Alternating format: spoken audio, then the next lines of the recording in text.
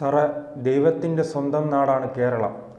നമ്മുടെ പ്രധാന വരുമാന മാർഗവും ടൂറിസമാണ്. ഇപ്പോൾ ടൂറിസവുമായി ബന്ധപ്പെട്ടാണ് പല സാധാരണക്കാരും ജീവിച്ചു പോകുന്നത് തന്നെ. ടൂറിസവുമായെല്ലാം ബന്ധപ്പെട്ടാണ്. അത് നമ്മുടെ പ്രധാന വരുമാന മാർഗമാണല്ലോ. എന്തായാലും ഒരു ഇൻ്റർനാഷണൽ സംഘടന ഇപ്പോൾ ടൂറിസത്തിൽ സന്ദർശിക്കാനുള്ള സ്ഥലങ്ങളുണ്ടല്ലോ, അവരുടെ ലിസ്റ്റിൽ നിന്നും കേരളം ഉൾപ്പെടെയുള്ള 15 സ്ഥലങ്ങൾ സന്ദർശിക്കാൻ പാടില്ലെന്ന് പറഞ്ഞ് രംഗത്ത് വന്നിരിക്കുകയാണ്. കേരളത്തിലെ 2 സ്ഥലങ്ങൾ ഈ 15 സ്ഥലങ്ങളിൽ ഉൾപ്പെട്ടിട്ടുണ്ട്. അത് ചിലപ്പോൾ നമ്മൾ ടൂറിസത്തെ തന്നെ വളരെയധികം ബാധിക്കാനുള്ള സാധ്യതയുണ്ട്. കാരണം നാമെല്ലാം ഒരു സ്ഥലത്ത് പോകുമ്പോൾ അവിടുത്തെ വിവരങ്ങളെല്ലാം തേടിയിട്ടായിരിക്കും പോകുന്നത്. അത്തരത്തിലുള്ള ഒരു വെബ്സൈറ്റാണിത്. ഈ വെബ്സൈറ്റിലാണ് കേരളത്തിലെ 2 സ്ഥലങ്ങൾ സന്ദർശിക്കാൻ പാടില്ലെന്ന് അവർ ചൂണ്ടിക്കാണിക്കുന്നത്. അത് എന്തുകൊണ്ടായിരിക്കും അങ്ങനെ? ഇതിനുള്ള കാരണം എന്താണ്? അതിൻ്റെ കൂടുതൽ വിവരങ്ങൾ എന്താണ്? ഈ കാലിഫോർണിയ ആസ്ഥാനമായിട്ടുള്ള ഫോഡോഴ്സ് എന്ന് പറയുന്ന ഒരു ഇൻ്റർനാഷണൽ സംഘടനയാണ്, ഓർഗനൈസേഷൻ. അവർ ഈ ടൂറിസം മേഖലയിൽ പിന്നെ ഈ കാര്യങ്ങളൊക്കെ ലോകത്തിന് കൊടുക്കുന്ന ഏജൻസിയാണ്. അപ്പോൾ അവർക്ക് വെബ്സൈറ്റ് ഉണ്ട്. പിന്നെ അവർ വലിയ പബ്ലിസിറ്റി കൊടുക്കുന്നവരാണ്. അപ്പോൾ അവരെല്ലാ വർഷവും തൊട്ടടുത്ത വർഷം, അടുത്ത് വരുന്ന വർഷങ്ങളിൽ സന്ദർശിക്കാൻ പറ്റുന്ന പ്രധാന രാജ്യങ്ങളുടെ ലിസ്റ്റ് ഇടും. അപ്പോൾ വിദേശികളെ സംബന്ധിച്ചിടത്തോളം അവർക്ക് നമ്മളെ വെബ്സൈറ്റിലേക്ക് കയറി കഴിഞ്ഞാൽ നമ്മളെല്ലാം കൊള്ളാമെന്നല്ലേ പറയത്തുള്ളൂ. എല്ലാം നല്ലതാണ്, ഇനി വന്നോളൂ എന്ന് പറയത്തുള്ളൂ. എല്ലാ രാജ്യവും അങ്ങനെയാണ്.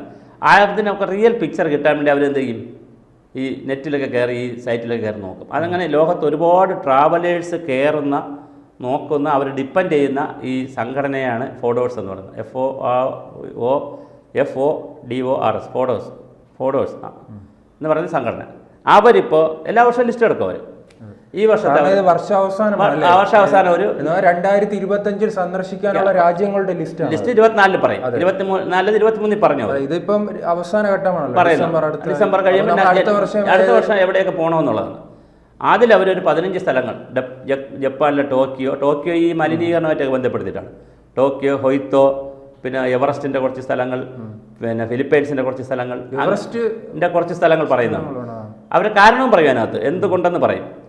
അപ്പോൾ സൈറ്റിൽ നമുക്ക് കാണാൻ പറ്റുന്നു. അപ്പോൾ അവർ അതിനകത്ത് കേരളത്തെക്കുറിച്ച് പറഞ്ഞിരിക്കുന്നത് 2 സ്ഥലങ്ങൾ പോകരുത്. ഒന്ന് വേമ്പനാട് കായൽ, അതീവ ഗുരുതരമായ മാലിന്യമാണ്. കാരണം ഇത് നിങ്ങൾ ആലോചിക്കണം, ഈ അന്താരാഷ്ട്ര സൈറ്റിലാണിത് വരുന്നത്. ഇത് ലോകം മുഴുക്കമുള്ള ടൂറിസ്റ്റുകളും ടൂറിസം പഠിക്കുന്നവരും എല്ലാം ഇത് കോട്ട് ചെയ്യും. നമ്മളിപ്പോൾ നെറ്റിൽ അടിച്ച് കയറുമ്പോൾ ഒരു ടൂറിസ്റ്റ് പോയിൻറ്റും അതിൻ്റെ പ്രോബ്ലം പഠിക്കുമ്പോൾ ഇത് വരും. ഇപ്പോൾ വേമ്പനാട് കായൽ. രണ്ടാമത് ഉരുൾപൊട്ടൽ, 400 പേർ മരിച്ചു പോയെന്നും, വയനാട് ഉരുൾപൊട്ടൽ മരിച്ചു പോയെന്നും, അവിടെ ഹിൽ ഏരിയ കംപ്ലീറ്റ് ഒരു ലാൻഡ്സ്ലൈഡ് പ്രോണായി മാറിക്കൊണ്ടിരിക്കുകയാണെന്നും ഒക്കെ ഉള്ള വ്യാപകമായ പ്രചരണം അങ്ങോട്ട് പോയിട്ടുണ്ട്. അപ്പോൾ നോ ലിസ്റ്റ് എന്നാണ് അവർ പറയുന്നത്. നോ ലിസ്റ്റ് പോകും. കാലത്ത് വയനാട്ടിൽ ലക്ഷക്കണക്കിന് ടൂറിസ്റ്റുകൾ, 6 ലക്ഷം ഒരു വർഷം തന്നെ 6 ലക്ഷം ഔപചാരികമായ ടൂറിസ്റ്റുകൾ വരും, ഫോറിനേഴ്സ് ഇവിടെ വരും. പിന്നെ ആഭ്യന്തര ഇത് വേറെയും തമാശയുണ്ട്. ഈ സൈറ്റ് നോക്കുകയും ഇപ്പം നമ്മൾ ഈ ഓൺലൈനായാലും പത്രമൊക്കെ ഇത് എല്ലാ പത്രങ്ങളിലൊക്കെ വരുന്ന വാർത്തയാണ്. ഇത് കാണുന്ന ആഭ്യന്തര ടൂറിസ്റ്റുകളുണ്ടല്ലോ, ഇന്ത്യയിലെ ടൂറിസ്റ്റുകളുണ്ടല്ലോ, അവരും എന്ത് ചെയ്യും? അങ്ങോട്ട് പോവില്ല, വരില്ല ഇങ്ങോട്ട്. അവർ നോക്കുമ്പം ഇങ്ങനെ ഇൻ്റർനാഷണൽ വാർത്ത വന്നിരിക്കുന്നു, അവിടുത്തെ ചാനലുകളെല്ലാം റിപ്പോർട്ട് ചെയ്യുമല്ലോ. ഇതൊരു ഇൻ്റർനാഷണൽ ഓർഗനൈസേഷനും ആതൻറ്റിസിറ്റിയുള്ള ഒരു ഓർഗനൈസേഷൻ ആയതുകൊണ്ട് എല്ലാവരും റിപ്പോർട്ട് ചെയ്യും, ചെറുതായിട്ടെങ്കിലും റിപ്പോർട്ട് ചെയ്യും. ഇന്നലെ ഇവിടുത്തെ മുഖ്യധാര എല്ലാ പത്രങ്ങളും ഇത് റിപ്പോർട്ട് ചെയ്തിട്ടുണ്ട്, ചെറുതും വലുതുമായ റൂട്ട്. പല ഓൺലൈൻ ചാനലുകളും ഇത് ചെയ്തിട്ടുണ്ട്. സാറ്റലൈറ്റ് ചാനലിൽ ഇത് വാർത്ത വന്നു. ഇതുപോലെ ലോകത്തുള്ള എല്ലാ ചാനലുകളിലും വാർത്ത വരും. നോ ലിസ്റ്റ് പബ്ലിഷ് ചെയ്തു, നോ ലിസ്റ്റിനകത്ത് ഇന്ന സ്ഥലങ്ങൾ. അപ്പോൾ അവരുടെ രാജ്യമായിരിക്കും പറയുന്നത്. ഇപ്പോൾ ജപ്പാൻകാർ ചിലപ്പോൾ കേരളം പറയില്ലായിരിക്കും, പക്ഷേ സൈറ്റിൽ കയറി നോക്കുമ്പോൾ ഏതുകൊണ്ട് കേരളമുണ്ട്. ഇത് രണ്ടും നമുക്ക് നല്ലതല്ല. ഒന്നാമത്തത് പക്ഷേ ഞാൻ പറയുന്നത് ഉരുൾപൊട്ടൽ, ഓക്കെ, പ്രകൃതിയുടെ ചില പ്രശ്നങ്ങൾ കൂടി ഉണ്ട്, അതിനകത്ത് മഴ വന്നതും അങ്ങനത്തെ കുറച്ച് കാര്യങ്ങളുണ്ട്. ഇപ്പോൾ വയനാട്ടിന് അത് എന്തായാലും അല്ലാതെ തന്നെ ഈ ലിസ്റ്റ് അല്ലാതെ തന്നെ വലിയ രീതിയിൽ ബാധിച്ചുകൊണ്ട് വലിയ പ്രശ്നങ്ങളായിക്കൊണ്ടിരിക്കുകയാണ്. പക്ഷേ അതിനേക്കാൾ പ്രധാനം മറ്റത് നമ്മൾ ഉണ്ടാക്കിയതല്ലേ. ഏത് വേമ്പനാട് കായലിൻ്റെ മാലിന്യം വേറെ ഒരു പ്രകൃതി ഉപദ്രവിച്ചതല്ലല്ലോ. കഴിഞ്ഞ വർഷം നമ്മൾ ഈ സെൻട്രൽ പൊല്യൂഷൻ കൺട്രോൾ ബോർഡ് ഒരു റിപ്പോർട്ട് ഇറക്കി, അതെല്ലാ വർഷവും ഇറക്കും. അതിലേറ്റവും കൂടുതൽ മാലിന്യപ്പെട്ട പുഴയെന്ന് പറയുന്നത്, നദി എന്ന് പറയുന്നത് കരമനയായിരുന്നു. ഈ വർഷം അത് കല്ലായി പുഴയായി. പക്ഷെ ഇപ്പോഴും രണ്ടാമത് കരമനയുണ്ട്. അപ്പോൾ നിങ്ങൾ നെയ്യാർ മുതൽ, തിരുവനന്തപുരം നെയ്യാർ മുതൽ കാസർഗോഡ് വരെയുള്ള വളപട്ടണം വരെ, ഞാനൊരു ഉദാഹരണം പറയാം, 44 നദി എടുത്താലും, വെള്ളായണി മുതൽ പൂക്കോട് വരെയുള്ള, വയനാട്ടിലെ പൂക്കോട് വരെയുള്ള കായലുകൾ എടുത്താലും, അത് അഷ്ടമുടിയായാലും എല്ലാ ശാസ്താംകോട്ട, വെള്ളായണി എല്ലാ കായലുകളും ഒന്നുകിൽ ഒരുപാട് കയ്യേറിയിട്ടുണ്ട്, അല്ലെങ്കിൽ നല്ല മാലിന്യം അതിനകത്തുണ്ട്. പെരിയാറിൽ കഴിഞ്ഞ ദിവസം ടൺ കണക്കിന് മത്സ്യമാണ് ചത്തുപൊങ്ങിയത്. എത്രമാത്രം മാലിന്യമാണ്! ഒരു വിഷപ്പുഴയോ അല്ലെ വിഷ നദി എന്നൊക്കെ പറയാം. അത്രമാത്രം. ഈ ഒരു കാര്യം കൂടെ അറിഞ്ഞിരിക്കണം ശ്രീത്തെ, ഈ പുഴകളിൽ നിന്നാണ് നമ്മൾ വെള്ളം കുടിച്ചിരുന്നത്, ഈ നദികളിൽ നിന്നാണ് നമ്മൾ വെള്ളം കുടിച്ചിരുന്നത്. നമ്മൾ കിണർ കുഴിച്ചിട്ടൊക്കെ എത്ര വർഷമാവും? വളരെ കുറച്ച് വർഷമാവുള്ളൂ കിണർ ഇവിടെ വന്നിട്ടൊക്കെ. അതിന് മുമ്പ് മുഴുവൻ ആളുകളും കുളിച്ചിരുന്ന എല്ലാ നദിയിലെയും തോട്ടിലെ വെള്ളമാണ്. ഇന്നിപ്പോൾ കുളിക്കാൻ പോലും പറ്റത്തില്ല. 1,00,000 പേർക്കാണ് കഴിഞ്ഞ ദിവസം റിപ്പോർട്ട് അനുസരിച്ച് 1,00,000 പേർക്കാണ് പനി കേരളത്തിൽ. ഈ പനി വരുന്ന എവിടെ നിന്നാണ്? ഈ മലിനവെള്ളവും മലിനമായ വായുവും ഇതെല്ലാം കൂടി ചേരുന്നതാണ്. അപ്പോൾ നമ്മൾ നോ ലിസ്റ്റിൽ വന്നു എന്ന് പറയുന്നത് അന്താരാഷ്ട്ര തലത്തിലുള്ള ടൂറിസ്റ്റുകൾ ഇവിടെ വരുന്നില്ല എന്നുള്ളത് ഒരു വലിയ വിഷയമാണ്. നമ്മുടെ ഇൻകവുമായി ബന്ധപ്പെട്ട വിഷയമാണ്, നമ്മുടെ തൊഴിലാണ്, ആളുകളുടെ വലിയ വിഷയമാണത്. പ്രത്യേകിച്ച് സീസണിൽ അത്യാവശ്യം ആളുകൾക്ക് പൈസ കിട്ടുന്ന ഒരു സ്ഥലമാണ്. പിന്നെ ടൂറിസ്റ്റ് സെൻ്ററിൻ്റെ ഒരു പ്രത്യേകത ഇപ്പോൾ ഉത്സവം പോലെയാണ്. ഉത്സവം ഇല്ലെങ്കിൽ ഒരുപാട് പേർക്ക് ബുദ്ധിമുട്ട് വരും. ഇപ്പോൾ കോവിഡ് സമയത്തൊക്കെ, കാരണം വർഷത്തിൽ ഒരു പ്രാവശ്യമാണ് അവർക്ക് എന്ത് കിട്ടുന്നത്? സീസൺ വരുന്നത്, അല്ലെ 2 പ്രാവശ്യം. ആ സീസണിൽ കിട്ടുന്ന പൈസ വെച്ചാണ് അവർ വർഷം മുഴുവൻ ജീവിക്കേണ്ടത്. അപ്പോൾ ഒരു സീസണിൽ വിദേശികൾ വരുന്നില്ല എന്ന് പറഞ്ഞാൽ ഭരണ സംവിധാനങ്ങൾ വിചാരിച്ചാൽ ഇത് അല്ല, അതാ ഞാൻ പറഞ്ഞു, വരുന്ന ഒരു സീസണിൽ 2 സീസണിലോ വരുന്നില്ല എന്ന് പറഞ്ഞാൽ ആ ഒരു വർഷമായിരിക്കും ചിലപ്പോൾ ആ പ്രദേശത്തെ ബോട്ട് അല്ല അവിടുത്തെ മറ്റ് പിന്നെ വള്ളം, അതിൻ്റെ അനുബന്ധ ആളുകൾ അവിടെ ഭക്ഷണം. ഇപ്പോൾ ബോട്ട് ഹൗസൊക്കെ ഉണ്ടല്ലോ, ഹൗസ് ബോട്ടൊക്കെ ഉണ്ടല്ലോ, ആലപ്പുഴയും ഈ വേമ്പനാട്ടുമൊക്കെ, അവരെല്ലാം ബുദ്ധിമുട്ടും. വലിയ പ്രശ്നമാണിത്. ഇപ്പം എന്നോട് അടുത്ത് ചോദിച്ചത് ഗവൺമെൻറ് എന്നുള്ളതാണ്. ഗവൺമെൻറ്റുകളെ സംബന്ധിച്ചിടത്തോളം ഒരുപാട് ക്യാമ്പയിനുകൾ അനൗൺസ് ചെയ്തു. ഇപ്പം നവകേരളം, മാലിന്യമുക്ത കേരളം നവംബർ 1 മുതൽ, ഇപ്പോൾ ഇന്ന് 20 നവംബർ 1 മുതൽ മാർച്ച് 31 കേരളത്തിൽ മാലിന്യമുക്ത ക്യാമ്പയിൻ നടക്കുകയാണ്. ശ്രീജിത്തിൻ്റെ വീട് എവിടെയാണ്? ഇവിടെ തിരുവനന്തപുരത്താണല്ലോ. എന്തെങ്കിലും ഫീൽ ചെയ്യുന്നുണ്ടോ? നവംബറിന് മുമ്പുള്ള ഒക്ടോബറിലുള്ള തിരുവനന്തപുരവും അല്ലെങ്കിൽ ഒക്ടോബറിന് മുമ്പുള്ള കേരളവും നവംബർ 1 മുതലുള്ള കേരളവുമായിട്ട് എന്തെങ്കിലും ഫീൽ ചെയ്യുന്നുണ്ടോ? സമൂഹത്തിൽ നടക്കുന്നതായിട്ട് ചിലപ്പോൾ അവർ മാലിന്യം മാറുന്നുണ്ടാവും, ഇൻറ്റേർണലായിട്ട് പലതും നടക്കുന്നുണ്ടാവും. പക്ഷേ പൊതുജനത്തിന് ഇത് ഫീൽ ചെയ്യുന്നുണ്ടോ? ഇവിടുത്തെ കോളേജിലെ കുട്ടികൾക്ക് ഇത് ഫീൽ ചെയ്യുന്നുണ്ടോ? സ്കൂൾ അധ്യാപകർക്ക് ആർക്കെങ്കിലും ഇത് ഫീൽ ചെയ്യുന്നുണ്ടോ? അതാ ഇങ്ങനൊരു ക്യാമ്പയിൻ കേരളത്തിൽ നടക്കുകയാണെന്ന്.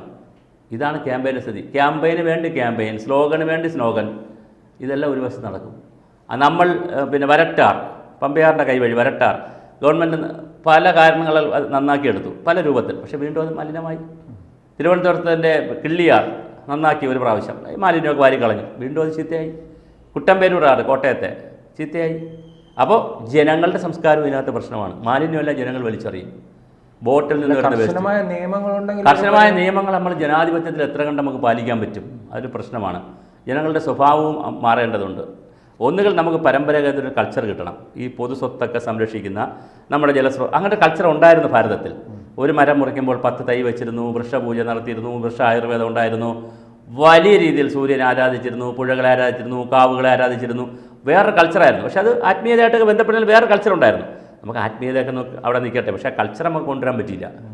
അപ്പോൾ കൾച്ചർപരമായിട്ട് ജനങ്ങൾ മുന്നോട്ട് വരുന്നില്ല. നമുക്ക് കിട്ടിയ വിദ്യാഭ്യാസത്തിലും ഇതില്ല. ഏതെങ്കിലും കുട്ടികളെ സ്കൂളിൽ ഇതൊക്കെ പഠിപ്പിക്കുന്നുണ്ടോ? ഒന്നുമില്ല. മരം വയ്ക്കാൻ പഠിപ്പിക്കും. അപ്പം അങ്ങനെയുമില്ല. വിദേശത്താണെങ്കിൽ വിദ്യാഭ്യാസത്തിൽ ഇതുണ്ട്.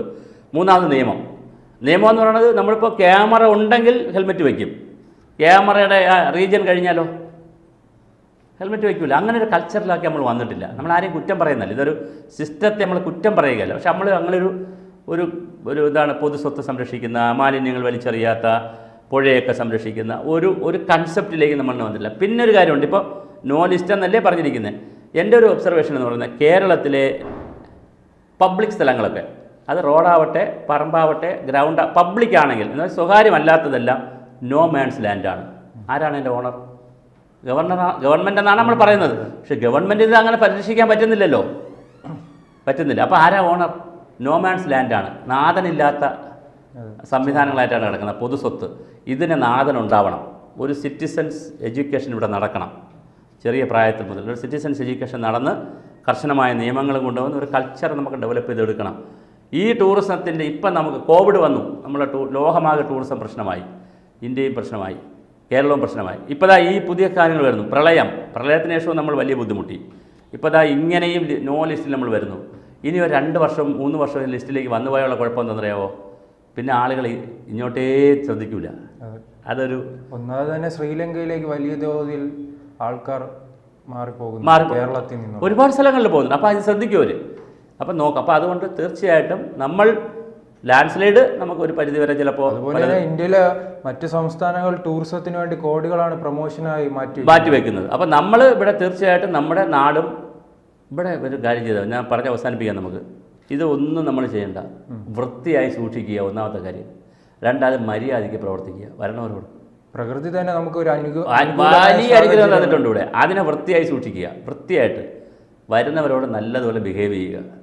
വരുന്നവരുണ്ടല്ലോ അവരോട് നല്ല ഒരു ആതിഥ്യ മര്യാദ അനുസരിച്ച് അവർ പൈസ കൊണ്ടുവന്ന് നമ്മളെ നശിപ്പിക്കാൻ വരുന്നതല്ല. ഒരു ആതിഥ്യ മര്യാദയും കൊടുത്ത് നല്ല ഒരു സ്നേഹവും അവർക്ക് വേറൊരു അർത്ഥത്തിലല്ല ഞാൻ പറയാം. നല്ലൊരു അങ്ങനെ ഉണ്ടല്ലോ, ഒരു ആതിഥ്യ മര്യാദ ഉണ്ടല്ലോ. നമ്മൾ വീട്ടിൽ ചെന്നാൽ ഇരിക്കാൻ പറഞ്ഞാൽ ചിലപ്പോൾ നമ്മൾ ഇരിക്കും. നമ്മളെ മുഖത്ത് നോക്കുമ്പോഴേ അറിയാം, ബോഡി ലാംഗ്വേജ് അറിയാം ഇവിടെ ഇരിക്കേണ്ട കാര്യത്തിൽ ഇറങ്ങിപ്പോകണമെന്ന്. ആ ഒരു ആതിഥ്യ മര്യാദയുണ്ട്. അത് നമ്മൾ കൊടുക്കാൻ നല്ല വൃത്തി നമ്മൾ സൂക്ഷിച്ചാൽ പറ്റും. അത് കേരളീയന് പറ്റുന്നതാണ്.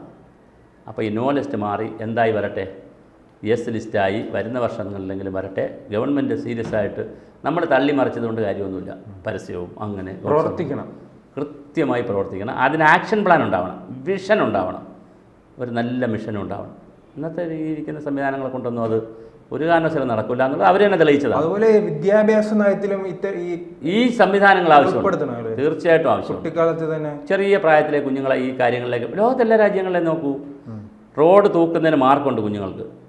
സിലബസ് വഴി സ്കൂളിൽ പോവുക, പിന്നെ ഒരു പർട്ടിക്കുലർ പോയിന്റിൽ ഇറങ്ങും, സ്കൂൾ ബസ്സിൽ നിന്ന് ഇറങ്ങും, തുറപ്പ് സ്കൂളിൽ വെച്ചിട്ടുണ്ട് അവരവരെ പേരൊട്ടിച്ചത്, അതെടുക്കുക അപ്പോൾ എന്നും വൃത്തിയാക്കുന്നതുകൊണ്ട് സിംബോളിക്കായിട്ടല്ലേ ഉള്ളൂ, ചവറില്ലല്ലോ, എന്നും ചെയ്യല്ലേ കുട്ടികൾ.